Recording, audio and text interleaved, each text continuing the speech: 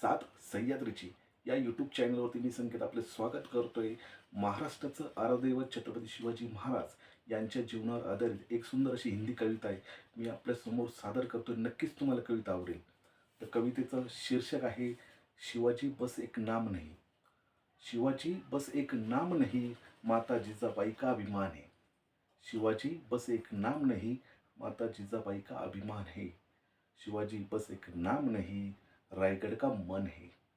शिवाजी बस एक नाम नहीं, शौर्य और साहस की मसाल है. शिवाजी बस एक नाम नहीं, स्वराज्य की ललकार है. शिवाजी बस एक नाम नहीं, छत्रपति की हुंकार है.